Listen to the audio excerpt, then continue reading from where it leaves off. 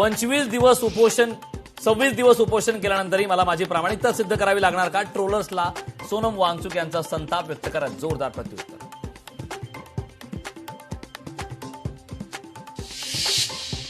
शरद पवारांची आज पुण्यात पत्रकार परिषद. पंतप्रधान नरेंद्र मोदींच्या भेटीवर आणि सीजेपी आंदोलनावर काय बोलणार याकडे महाराष्ट्राचं लक्ष.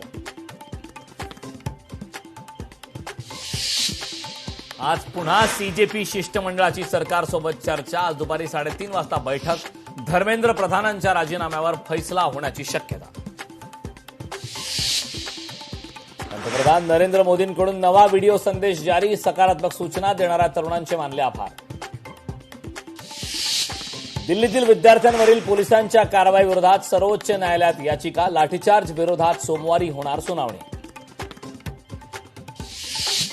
टीईटी पेपर फुटी प्रकरणातील मुख्य आरोपी बिजेंद्र गुप्ताला बिहारमधून अटक. आतापर्यंत एकूण 12 जणांना भिवंडी पोलिसांकडून अटक. आरोपींमध्ये बिजेंद्र गुप्ताच्या पत्नीचाही समावेश.